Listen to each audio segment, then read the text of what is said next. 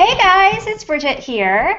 I want to make sure that you can see me. I can see in this handy sidebar that I have. There's so far 23 people in the room, so want to make sure you guys can hear me. It looks like Maggie can see me and everybody can hear me okay. Can you just put in the chat box and let me know?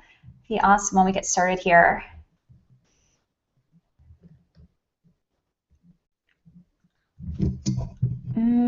Maybe you guys can't hear me.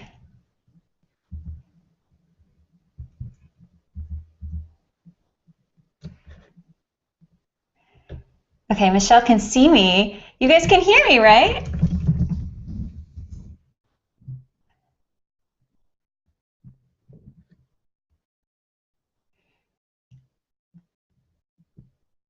Okay, awesome. Thank you. I know there's a little bit of a delay with what I'm saying and what you're hearing and seeing. So I think that's what's going on here. So I just need to get a little bit used to that. I'm trying out some new software here, and that can always be a little hair raising to be doing that. So I want to thank you so much for joining me today. Um, we're going to be talking for maybe about an hour. It depends how many questions you have at the end. And I want to take you right into content, but before I do that, just a couple of administrative notes. So this chat box that you have is the perfect way to send me questions and interact. If there's something that you really want answered, it'd be awesome if you could put it in all caps, because then it will jump out at me. A couple of other people are on hand to help you too, so let me introduce my team. We've got Maggie Hassler is on the call. A lot of you might know Maggie because she works with me and does client work, and maybe if you've done one of our programs, you've been introduced with her. So Maggie, can you just type a little hello in the chat? I know you did that earlier. And then the other person we have on the line is Rosie. So Rosie has been working with us as an assistant, and she's really here to do kind of tech support. If people are having any problems or bugs, she should be able to help troubleshoot that. So those are your on-hand people. I don't want to be, looking at the chat too much while I'm talking to you, because I'm, very easy to get distracted that way. So Maggie might be able to answer your contact questions, or we might decide that I'll answer some of them when we get into the Q&A at the end. And if you're having any troubleshooting problems, you can chat at Rosie, and she'll be able to help you. But since you're here, I think you should be good. We also, I know Maggie is going to be looking at Twitter, and I'll be looking at Twitter. So if you're like a tweetaholic like I am, you can use a hashtag, which is guest post convert, and share things with the hashtag, and we'll be checking that out, and maybe I'll pop over to there midway through, and you can tweet at me and send some questions. So let's get into it. I'm super excited to be here with you. I actually decided to do this webinar a couple of weeks ago because I don't know if you know this, but I'm planning on emailing about it after this, but I'm doing a Creative Live program. And if you don't know what Creative Live is, they do free online education and training. So you RSVP and you can watch training programs, anywhere from 1 to 3 day programs for free, and then for a really low cost you can upgrade and buy them. So I'm doing one called Scrappy PR for Creatives on February 12th. And as I was putting that content together, I realized that one of the things that I've been working with people on all the time lately, it feels like it's becoming a much bigger part of my work, is this idea of how is it that you get your PR results to convert better? And that's something that can be a little bit tricky, right? Because some of the work that we do might be in newspapers, or it might be on TV, and then you're not getting a link, so you don't have a really great way to measure a direct kind of conversion. But with guest posting or online contributions, or even webinars like this one, so what we're going to talk about would totally apply if you're doing webinars or teleseminars or anything like that too. But especially with guest posting, you can really track those results and see what kind of conversion rates you're getting. So I wanted to talk about that a little bit today, because it's just this point that we're finding that's coming up with people that we work one-on-one. And then you might know I do a work with Tara Gentile called Quiet Power Strategy, a coaching program, and it was a big topic that I was working on with people there. So I wanted to share with you that bit of context before we go in. So I'm actually going to share my screen, and I made you guys a presentation, a keynote, slide deck, which I never do, but I'm trying to prepare for Creative Live, so I thought this would be a little good test case of working with a presentation. So usually I just like to talk at you and kind of go off the cuff, but this time I'm a little bit more organized. So I'm going to launch this screen share in the presentation. So I won't be able, while I'm walking through the presentation, to see the chat box. There's time to ask me direct questions at the end, and again, in the meantime, you'll have Maggie and Rosie will be able to help you out. All right, let's launch this thing.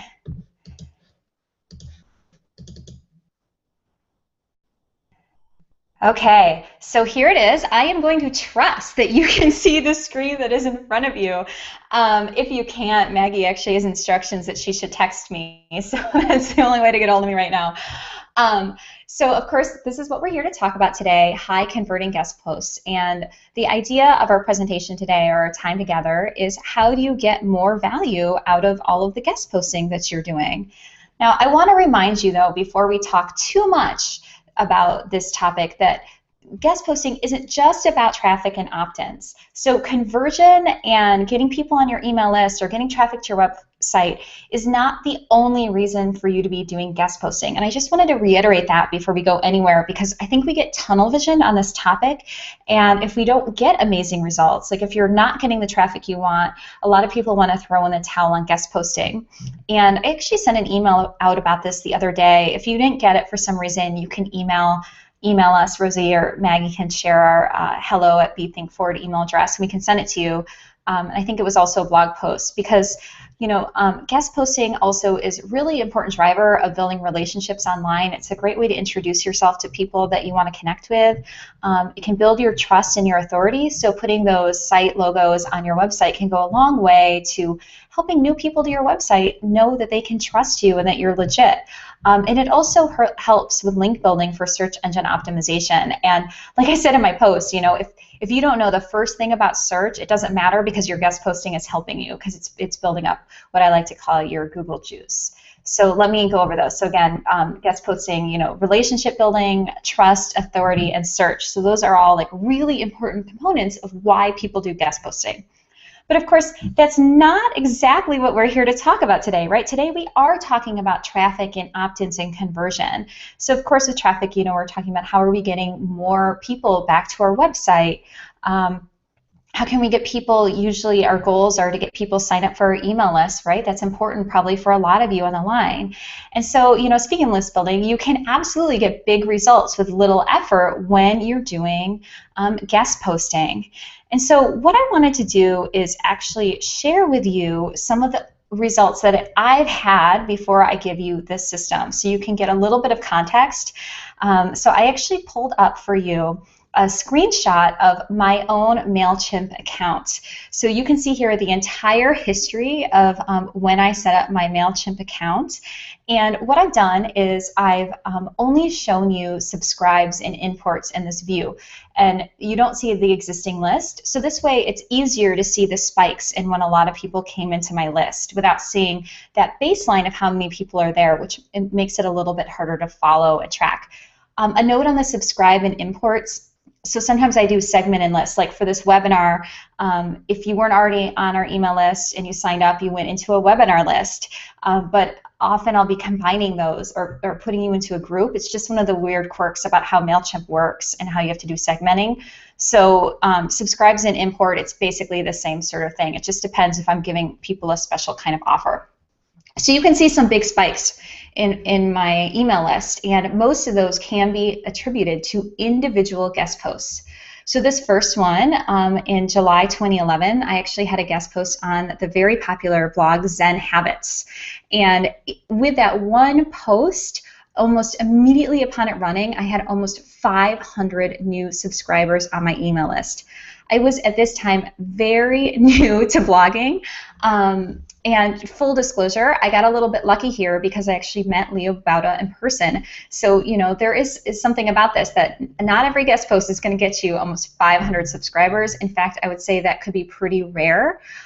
So I don't want to say that that's the kind of result that I'm going to promise to everyone today, because that would be a little bit much. But right off the bat, it took my list. At this time, I think my email list was under 300. So it might have even been 100. So it went from like 100 to 600 people practically overnight with this one guest post. Now, another site that's been really important driver for me is Design Sponge. So Design Sponge has a column called Biz Ladies, and as you'll see, I've actually posted on that 3 times. I forgot that I posted on 3 times, in fact, until I started prepping this webinar. I thought it had only been twice. And you'll see, so I did a post just about once a year, 2012, 2013, and 2014. And that's something I always recommend if you're having great success with a site. Instead of trying always to find new places to go back to the places who've really been driving your success. Now, you might see this and say, well, Bridget, like your biggest spikes of traffic were in 2011 and 2012, and they went down. So is guest posting, not as relevant today as it was then? And to that, I just want to say that, the Zen Habits outcome, I think, was a pretty outstanding outcome, and that's one of the most popular blogs on the internet, right? So, not everybody's going to drive traffic like that. So I would imagine that if I had a guest post there today, it would be the same or greater. With Design Sponge, the difference between this first one in 2012 that brought in almost 300 people, and then the ones later that brought in maybe 150 to 100 at a time, the difference there is really the topic. So up until 2013, I was doing a lot more kind of personal and lifestyle blogging, which made a lot more sense on Design Sponge, even in their Biz Ladies section. So I think there's also just finding a content match that can make a difference. So experimenting is really important. And then one other thing I wanted to point out is that I had a big launch in the beginning of 2013 for a program I called Your Media Map, and I did a big initiative to do guest posts and also podcasting. And so you'll see there that I also had a big jump of about 200 new subscribers when I did that launch, and that was probably maybe 3 or 4 different placements. So it wasn't just one, but it definitely drove a lot of traffic. So if you add these up, I mean, you'll see, like, just me alone, I've had, 600, I'm like doing the math right now, almost 1,000 subscribers, if not more, because these are immediate spikes from individual guest posts. I've done more than this. At least 1,000 people have been added to my email list over the years through my guest posting. And another thing I want to point out before we go on is that I'm not like an internet marketer, right? Like, I do public relations. It's sort of a niche topic that not everyone is out there looking for support on media relations, right? It's not quite the same as when you're doing like business coaching more generally. So my potential audience might be a little bit smaller because of that. And honestly, because I do so much marketing for others, like Maggie and I are always looking to do PR work and placements for our clients. So because of that, I actually spend very little time promoting myself. It's kind of a problem that we have. So I'm definitely not a person who's going out there and putting a ton of work into this stuff, and I'm still getting what I would consider really phenomenal results. So I'm going to share with you the system for doing that. But before I show you my system, I want to show you some of the problems that I see, because I can almost always spot a low converting guest post right away. I mean, literally, if you sent me a guest post, I could probably tell within seconds whether it's going to convert well. Some elements are totally outside of your control. So there are websites, there's actually a lot of websites that their model is actively built to discourage people from leaving their sites. So I'm not going to name any names, but if you look at a website and they have a revenue model that's based on a lot of click-through ad traffic, or they run a lot of slideshows and they want to get you clicking around their site, they're actively discouraging people from clicking through to your website because that would hurt their own revenue model. So going back to our initial reasons, you might want to still post on those, because a lot of them have really great, it's called domain authority with Google, which they pass through to your site, so it's really great for traffic. And getting their logos on your website or on your sales pages can be worth it just for that. But just know, like, sometimes your goals with those sites aren't going to be conversions, and there's nothing you can do about it. But we're here to focus on what you can do, because there is a lot that you can do, a very specific system you can use, in fact, to make your guest posts go better. So I want to show you an example, again, from my own work on where guest posts go wrong. So I promised that I would share with you the most important real estate on your guest post. And I bet you, I'd love you to, I should slow down a little bit so you can type in the box, guess, like where do guest posts go wrong? What is that real estate that people don't use well? I wish I could see you guys in your answers right now, but I feel like managing that with the presentation would be too much. So if you're guessing the author bio that you get to put with your guest post, you are totally right. Your author bio is where you get to advertise yourself, where you get to give people a next step.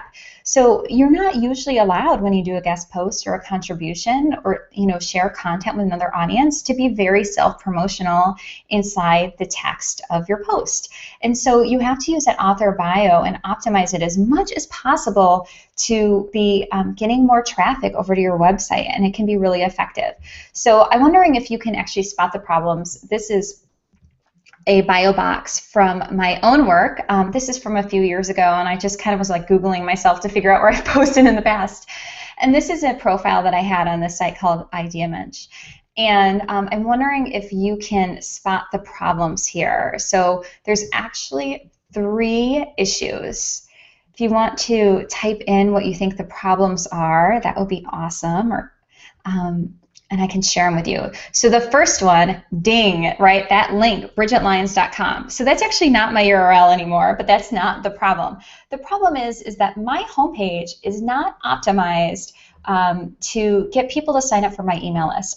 I never have had that kind of homepage. Our current one is a little bit more in that regard, but because we do direct client work, our homepage is not like a landing page for an email opt-in. It has other goals to it. Mostly to communicate to potential clients how they can work with us and what we do and our media placements.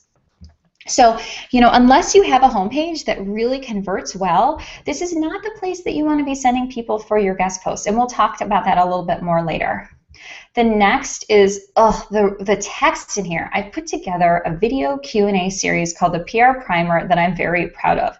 So first of all, as call to actions go, this PR Primer was not bad because you could send me a question and I would respond in a video, and it was pretty popular. But I'm not even linking you directly to that Q&A series, and also that I'm very proud of. Like, who the hell cares? Like, nobody cares. It's so focused on me. The value proposition in here is really varied. And then the third problem are these social media links. Holy cow, I have 3 of them here. I don't even use Facebook very well, you guys. Like, I do not like Facebook. So I've got my Twitter link, I've got my Facebook link, I've got a Pinterest link. It's totally ridiculous because when you're guest posting, what you want people to do, if you want them to convert, is you want them to go to a page where they can sign up for your email list. All of this stuff is totally irrelevant, and they're all second or even third priority for what you're trying to do. So it's a total waste of that landscape. You don't get a lot of text, and it's really confusing. So the top 3 pitfalls of the author bio, just to review really quickly, is that they're focused on you, what you do, what you care about, and not what the reader cares about. They're stuffed with irrelevant links, which usually go to social media sites. And worst of all, they leave us guessing about what's next. And this is the biggest problem, because your reader, right, who has just read this amazing content of yours and is super excited about what you have to say and probably wants to take your advice and implement it right away, is like looking for, okay, how do I get more with this? Like, you've hooked them with your great content, and then you're leaving them in the dark as to exactly what else you can do. And so they're reading your post online. There's probably 20 other browser windows. Maybe they're getting a Facebook notification on their cell phone. Like, you are competing so hard for their attention and their next step. And when you give them an author bio that is so unclear and jumbled, and that does not give them a great incentive or a great reason for continuing the relationship you've just started through your content, then they're off. They're off to the next thing. So that's really the key here. The crux of the issue is this: at this decision point, when the person has just engaged with your content, they're reading your author bio because they care about you and they're interested in you, how can you make it easy for them to choose to take a next step with you? How can you make it super easy for them to choose you? So what if instead, these problems that we've been talking about, instead of having copy that's focused on you and not the reader, You offered a clear and concise value proposition. You made it really clear like how you're going to keep adding value to the reader who's just had a relationship with you through your content. Instead of stuffing your post with relevant links, you provided a direct link to tools that help the reader act on what they've just read, right? So that's a big part of this that we're about to talk about. Like, can you link them to something that is directly related to the content that you've shared or helps them implement it? And then finally, if instead of leaving them guessing about what's next, you give them a warm and welcoming invitation, a call to action to engage with you in what's next. So here's my before, my guest post author bio that was sort of a hot mess and not very effective. And I'm going to show you an after using these principles. And before I do, I want to tell you, like, it's not perfect. So the one I picked for you is fairly recent, but even since then, I think there's lots of things that I would change about it. So this is something that I did for the Creative Live blog, and I literally chose this one because I'm doing this Creative Live class, and I'm like so excited about it. So the Creative Live blog, I think last September, I did an article for them, and it was a tutorial on how to work, I think, with your local TV station. So I had PR content, so I had my traditional PR bio, that I'm a media strategist with a passion for storytelling, that I'm a founder of this agency. But the most important part is this: find out how you can mine the PR gold in your archives with my top free resource, the Content Remix. And this goes directly to a landing page for this Content Remix, which is this like really cool audio guide and template that you probably have because you're probably on my email list now. And it was actually linked within the guide that I sent out as like a free gift that came with you with registration. So if you can't find it, one of your emails in the last couple of days will have a link to that guide, and there's lots of links to the remix in there. So this is the one thing that I'm like, what is one problem that all of the people who come to me have? And that's this question of like, well, I know I should be putting my work out there, but I don't have time to create more content. Like maybe you're thinking like, okay, Bridget, like I'm with you so far in this guest posting thing, but I don't have time to create more content. Well, the Content Remix is about how do you take the content that you have and remix it or repurpose it for other websites. So no matter what I'm doing, usually there's a way to plug in the Content Remix. So it's like a one and done research that I can keep linking. And of course, there's only one link here. Sometimes I'll even link to this puppy twice in a bios, but it's always going to the same exact place because it's really important to me to give people this resource to so they can continue that relationship. So now what we're going to do is we're going to look at the system and how you put this into place. So what are your steps? So what you want are high converting guest posts. Your first step is to create your incentive. So for me, that was the content remix, and we'll talk about some options about what it can be for you. Your second step, of course, is to develop a landing page. This does not have to be a complicated, super high converting landing page. In fact, we're about to look at an example of somebody who created one using her own WordPress site using just a page on there. So it's not like something that she did with lead pages, and it still converted really well. You want to optimize author bio, so we've already talked about that, but we'll look at some other examples. And then, of course, you want to deliver on your experience. So when people come into your landing page, you really want to make sure that you're delivering what you've promised them. So whether it's a free guide or some resources, that you give them those, and that you might even send them some follow-up emails so that they know how to implement them. So now we're going to look at an example. So Jennifer DePazzo with Candida is a client of ours here at Be Think Forward. She is a graphic designer, and on your screen is a URL. Maybe somebody could type it into the chat box to make it easier to link to. But this is a landing page that she created that we were using for her specifically on some guest posts that we were helping her secure.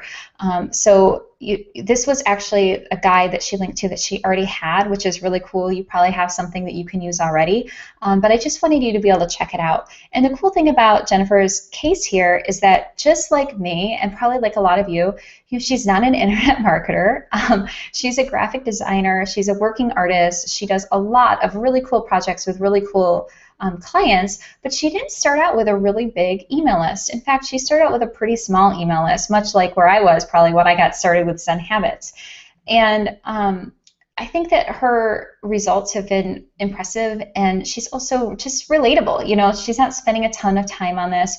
We helped her with this outreach, but it was like really achievable work. So I'm excited to be sharing this, how this worked for her. So step one was create. So this is the website planning guide that Jennifer already had, Planning Your Website, Supercharge Your Business 30-Day Challenge. So this is a handbook that she had already to go that we identified that she could use as her incentive. Your incentive can be a free guide. It could also be a PDF of resources. At one point, I used to offer this inside guide. It was literally a web page with like all the resources that I use to run my business, and I put affiliate links on there, so it could even bring in some income that way. Another thing you could do is if you ever do webinars like the one I'm doing right now, you can record it and you can have that be what your incentive is. Some people like to do collections of their top content. I would usually advise against that, because what's nice is if you can give people one outcome. So when they use your incentive, they are able to put it into effect in like 15 minutes, 30 minutes, or work on something that they're really struggling with and get an immediate and fast outcome, because when we talk about the value, that's how you deliver it. So Jen already had something created, Jenny did, and hopefully you do too, that you can use to do this. The next step is to develop. So you want to put your landing page together. So this is a screen grab of Jenny's landing page, and it's on her website, Website Planning. Of course, she's a graphic designer. Her website's beautiful. Like, she does user experience design. So the whole process of going through her site is really nice. But I wanted to point this out because she's not using lead pages or anything like that, right? Like, she just created a new page using her template that she has for her website, her WordPress website. So nothing that I'm showing you actually has to cost you any money. This doesn't cost anything. You can create a PDF using, a PDF maker. You can also put things in Google Drive if you use that, or a list of links or whatever, templates. You don't have to spend any money doing this to have results. So this is the landing page that she had that we shared in the post. And then what we did here is she actually had some content on the Female Entrepreneur Association. And this isn't even a bio box. Like, this is literally what was in this post about how you would continue a relationship with Jen. So one thing I should tell you here is that she did a video, like a 9-minute video interview, so it wasn't a traditional guest post. And the reason I'm sharing this with you anyway is because she told me I could show you her data and her analytics. And we have a non-disclosure or confidentiality clause with all of our clients, so it's pretty rare that I'm able to show you the behind the scenes of what they do, right? Because they're hiring us and they don't want us going out and blabbing all their sensitive information.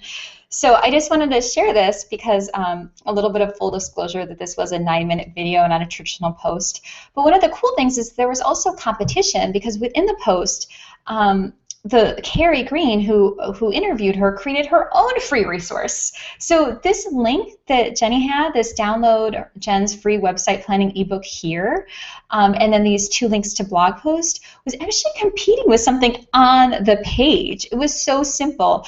But the topic of the interview was 3 ways to get your audience to take action on your webinar. And so on your website, sorry, we're on a webinar. So 3 ways to get your audience to take action on your website. And so this website planning ebook was just a workbook to take you through the process, the steps of the process they couldn't go over in a 9-minute interview. And then the next piece, of course, is deliver. So this was cool because Jenny totally over-delivered in addition to the website ebook. So this is the page you went to after you opted in your email list. You got your Planning Your Website ebook. You got a content planning sketch, so like a mind map that you could use, and then a user story sketch. So she had all of these extra resources in there. You don't have to do that, right? If you just have the ebook and you think it's great, and you don't want to spend a ton of time creating more content, you don't have to. I think Jenny happened to have this, and so she packaged it all together to create this great experience, which then she followed up with through her email series. So this is just really simple, right? She set this up using like her WordPress website, created these tools, and her email provider happens to be MailChimp as well. So none of these things have to cost you anything. So I want to show you her results. So this is actually a snapshot of her Google Analytics. So can you guess when the post that Jenny did on Female Entrepreneur Association ran? So this is just her website traffic. If you guessed the highest point, right, that big jump right there, you would be right. So this definitely drove some traffic to her, which again, there was some competition on the page for other resources for people to do.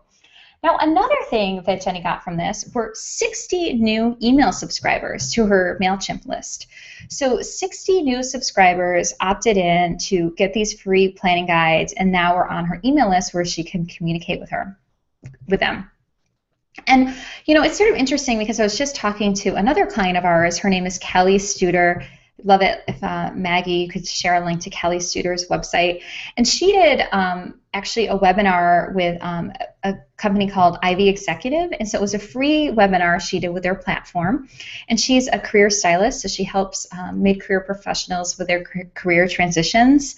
And we did the same exact strategy for her. So we created a landing page for her, and she mentioned it at the end of her webinar. And she'd done other webinars with Ivy Executive, and she was really disappointed that she had done, I think, 2 webinars with them and never got any traffic and never got any subscribers. And when we instituted this strategy, she got, guess how many? 60, like exactly the same number. I thought that was so funny. And both of these, you know, women had come to us like they weren't getting a lot of opt-ins and conversions from their posts. And we just made this one really small change that now you can replicate and use over and over again. Like I told you, I use my remix everywhere I go, so I'm not creating new resources. And just this one small change in implementing the system made big results for them. And then I think we can look at some math here. So like, let's say you have 60 subscribers a post and you decide you're going to do 1 guest post a month. So maybe you blog. You know, I recommend that people are emailing and blogging. I say it's the delivery mechanism. So you send your content out via both, right? So say whatever you're doing content, whether you're emailing or blogging, your content out 4 times a month. Say you replace one of those with 1 guest post a month, and you use the system, maybe you end up with 700 new subscribers at the end of the year. Or if you are writing more regularly or really want to amplify your results, you know, you could say 2 guest posts a month. I think that might be a little crazy. I would probably personally stick at the 1 guest post a month. I might even go to like 1 guest post every other month, because I feel like 360 new subscribers from just taking a piece of content that I would have put on my own site and sending it to somebody else would be totally worth it to me. So those are some ways to kind of look at how much you can use this to snowball the growth of your list. Now, of course, not every single guest post is going to bring you in 60 subscribers, right? So let's get real here. Like we talked about, that there are some things that are out of your control, or maybe you find out, well, this site really wasn't a match, or they didn't have a lot of traffic, and so maybe you don't go back to them. But if you're going back to the sites that are working really well for you, and you get 3 or 4 of them that you keep going back to, maybe twice a year or even every year, you could have amazing results. And this isn't even looking at big numbers like I've had from posting on sites with like Design Sponge or Hex and Habits, right? Because I don't want to say like, okay, you're going to do 1 guest post and you're going to have 300 or 500 subscribers regularly. Like I don't think that that is necessarily something that most of us are focused on enough to do. But what I will say is the more you do it, the more you can leverage your work to get noticed by bigger and bigger sites. So that is one really cool thing, that, you know, this is something that can actually build a lot of great momentum for you and for your business. And it can drive, like, as you're getting these conversions, you're also getting some of those other benefits that I talked about in the beginning. So you might build new relationships, you know, based on your guest posting platform. You might find people to collaborate with. So a lot of you probably know or might know Tara Gentile. And I met her actually by submitting guest posts to her when she was doing a lifestyle site called Scouty Girl. And now we're like really great friends, but we also work together. So she brought me on as an instructor for her Quiet Power Strategy course that she does. It's more of a mastermind than a course. And, you know, I get paid for that, right? So, you know, I have a great friendship from that, but I also have a business relationship from that. I also know that Tara, through her networking online, has gotten a lot of and I actually have too, like getting opportunities to speak at conferences. It brings those badges of success to your website, so you can put those logos on your website, and that feels really good. You know, there's one woman that we worked with who I helped her with a strategy, and she pitched Mind Body Green, and she had, her name's Megan Roop, and she had 2 posts on Mind Body Green within a month of when she actually launched her website. So you don't have to wait. Like, remember the very beginning when I showed you my analytics, like I went from like maybe 100 subscribers to 600. Again, those are kind of crazy results, but there's no reason to wait to do this. It's something you could just say, I'm going to create one less piece of content for my website and send it somewhere else every month, and you can get huge results. And your search engine optimization will also be going up. So it's just it's the kind of thing that really grows upon itself. So I want to come back and take questions in a second. I'm going to end the share screen here. So before I do that, really quickly, this is free, right? I'm not doing like a crazy plug, but I am doing this like amazing Creative Live program. I've been working on it like crazy, and I'm so proud of it, so I have to tell you about it. So just 2 seconds, and then I'm going to come and answer your questions. So Scrappy PR for Creatives is a course I'm doing for Creative Live on February 12th. It's 8 hours. It's an intensive day, but by the end of the day, you will have your PR plan totally in place. You're going to have, I mean, you probably don't even know like exactly what that entails, but we're going to really define who it is that you want to be reaching out to, what kind of media outlets are going to help you achieve your business goals. So just now we talked about guest posting, but all of this stuff really applies also, this kind of thinking to, are you going to work with a local newspaper, or are you going to pitch your stuff to a magazine, or do you want to do contributions with outlets like Fast Company and Entrepreneur? So all of that kind of stuff I'm going to teach you how to do. I'm going to teach you how to figure out like what the media wants to see from you. So when you send them an idea, it's a total no-brainer for them to run it for you. And hopefully I'll achieve what I'm trying to achieve today, which is right now I'm trying to get you really excited about trying out this system and getting results. And my Creative Live, I want you to feel really excited and empowered to try out PR and get even like more phenomenal results. Like if you think guest posting can do stuff for your business, there's so much more out there that we can be doing with you. So I'm going to come back and take this screen away, and we can share this link for you.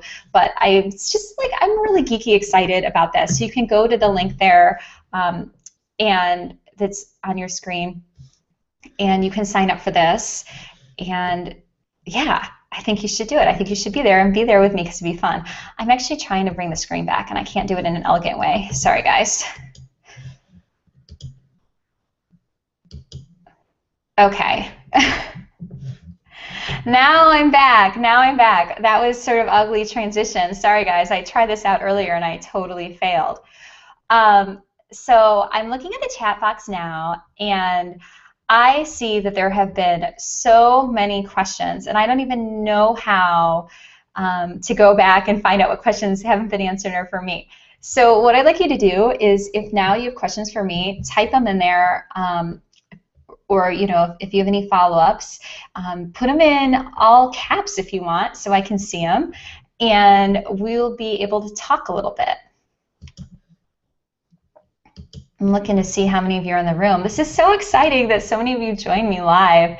This is really great. Okay, I'm looking through the questions, and I see Maggie answer this one from Tammy. Are there characteristics that are common to guest posts that most successfully make people bother to click through to your site? What I would say is there are characteristics common, the opposite, that are common to sites that don't often have them click through to you. So one of the things is like, we've seen some sites, I'm not naming names, that make it really hard to actually see a URL in an author bio. So you can't, like, they're not underlined, so you don't realize that there's a URL there. That can be a problem. And sometimes a site, like, this is usually more with like online media sites than guest posts, but sometimes they don't want to do a direct link to a landing page. So those are the red flags I would actually look for. And if you don't see those red flags, you're probably okay. Characteristics actually to the guest post, I realize that you're asking, that most successfully make people click through your site. Yeah, that's really about having a great match. So one of the things you want to look for are where do like your style and your tone and make it kind of overlap a little bit with who you're posting for. So you don't want to lose your voice entirely, but what you do want to do is you want to make sure that you're focusing on the area of expertise that's really relevant to that audience without duplicating something the author has already given to them, right? Because if you're already getting that information on a website, then why would you go bother clicking on another one? So like one thing that I would never do is actually go guest post, although sometimes you see this advice online, I would never guest post to a big PR website because those people already are getting tons of PR information. So I think it's better for me to come with my PR tips to places where people are looking at guest posting or online marketing or things like that, and maybe PR is within the realm of what they might think they're doing, but it's not something that they're getting a ton of information on. So trying to find a place that has some synergy and relationship to your topic areas without being 100% overlapping can be great. Like I like to think about it as a 70%. So hopefully that's helping. Stephanie, best tips to contact a blog to guest post. Yeah, so I actually included that, how to do that with a template in the guide that you got when you registered for this webinar. So that Ultimate Guide to Securing Guest Posts has exactly in there the language that you would use and a template for how you would go ahead and do that. So a short answer to that is that what you want to do is you want to make sure that you're following their contribution guidelines. So some posts really like to see, or some authors, sorry, blog writers really like to see full post content, and some of them like to see ideas that they can improve first. If there's no contribution guidelines, send them the ideas first. But if there are guidelines, follow their guidelines. And so you just want to address it to them and share with them some topic areas that you can write about and offer to send them a draft to look at. And you might want to, if it's a bigger site especially, expect to get edited on that. Okay. Lacey, being a ghostwriter, how can I pitch a guest post inquiry considering I work behind the veil? Other names slapped on my work. So Lacey, are you talking about pitching a guest post on behalf of your clients? If you are, you might want to kind of take the approach that Maggie and I do, which is just reaching out as a representative, right? So when we're pitching our clients, we just are very clear and saying like, hey, we've got this client that we're working with. They've created great content. What you never want to do is let anybody know that you've ghostwritten that content. Bloggers, you know, your client probably doesn't like it. The bloggers might not like it. If you pitch it to mainstream media, they will hate it. That's something you don't want to advertise to them. And so you would send it out there and just let them know that you are representing a client and sending it over on their behalf. Okay, Toril, do you have any advice if a guest posting interview opportunity comes up on short notice and you haven't had a time to write a resource? Is it a good idea to link to the newsletter opt-in page? Yeah, so if your newsletter page is a good landing page, you can definitely do that. That's what I've done in the past. And honestly, my Content Remix page is my newsletter landing page. It just happens that you get a free resource. So you can totally link that. You just want to make sure that you have a really clear call to action. And what is not a clear call to action is saying something like, get my free tips, right? You want to have more of a value proposition on the call to action. Oh, Lacey, on behalf of your own brand. I'm a little confused about your question. Because other names, like, are you worried that you don't have, what's the word that I'm looking for? Things to show, like other places that you've posted? Is that, I'm not sure what the question is, Lacey. I'm really sorry. Okay. Julie, once the guest post is up, can you put that post on your own site, or is that a no-no? Usually it's a no-no. So there are exceptions. So there are websites that will do, the word you want to look for is syndicate content. That's usually something you'll see. And like the Huffington Post is an example of this. I think Lifehacker does it as well, where they will actually run content that you've already published, and that's part of their model. So you want to look and make sure they're able to do that. And then if it's in doubt at all, if it's not really clear from their website or their guidelines, you want to ask. But usually the answer is no on that one. Okay, any other questions? You guys are awesome. Let's see. I'm just scrolling back through your chat. Lacey, I'm just reading through. Being a ghostwriter, I've got ebooks at the wazoo. I'm too close to them to decide which one I want to give away for free. Oh, girl.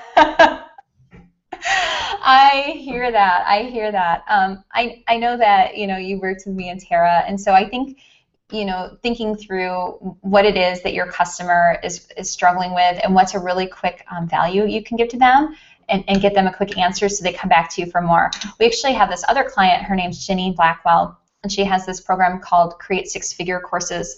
And she has this really cool thing she talks about, which is the question-answer cycle. And it's like everybody who comes to you comes with a specific question, like, how do I pitch guest posts? And then you give the answer. And then inevitably they have another question. So like for you guys, I was like, well, one of your questions might be, how do I make my guest post convert? And I'm like, okay, let me give you some answers. And now another question might be, well, how do I pitch like top bloggers? So I created a PDF for that. So if you can give them a quick answer with your ebooks to an entry-level question they might come to, that's how I would think about it. Michelle, is it being recorded? Totally, always. Sally, you're new to guest posting. Do you have a resource you can recommend that explains the tech side of things?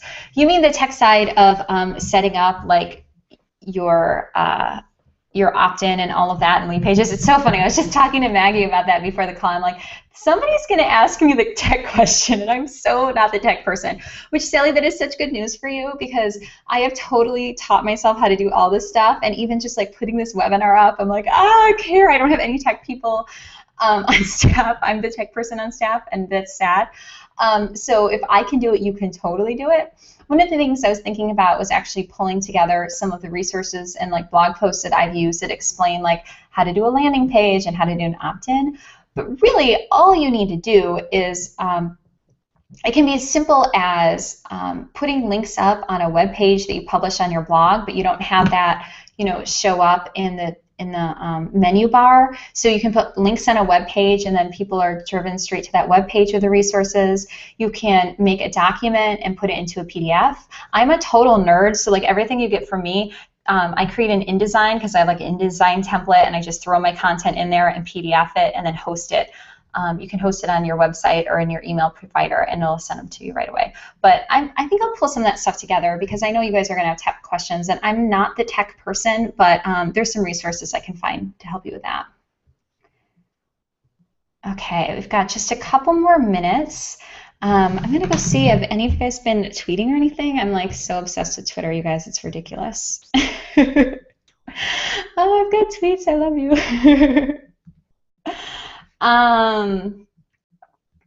Okay, last call. I know there's a little bit of a delay, so I'm trying to give you a little bit of time to send over questions.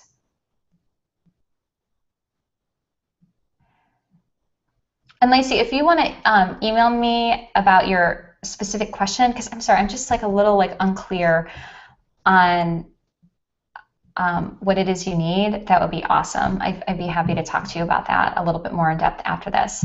I feel like Lacey is this amazing writer. I'm like, what do you mean you're not guest posting, girl? You're like awesome. Your content is so good. I want to hire her for us.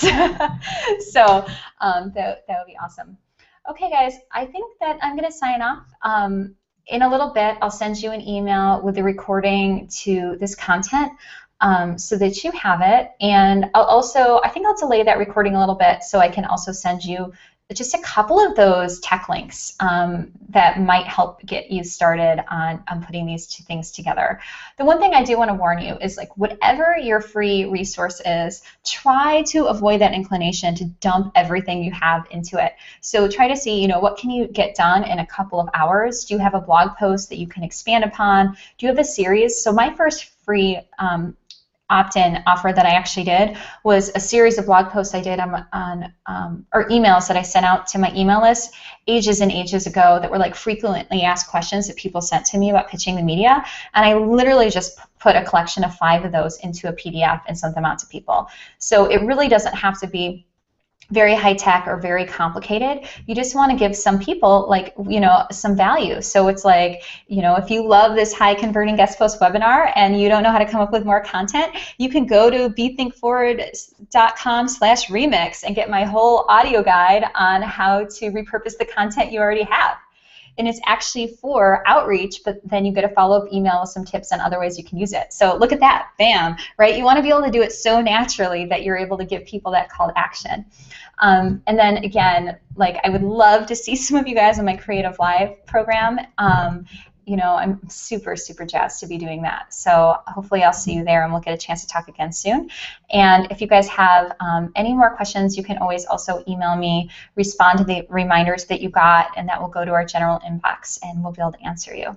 So I hope I get a chance to talk to you again soon, guys. Bye. Thank you.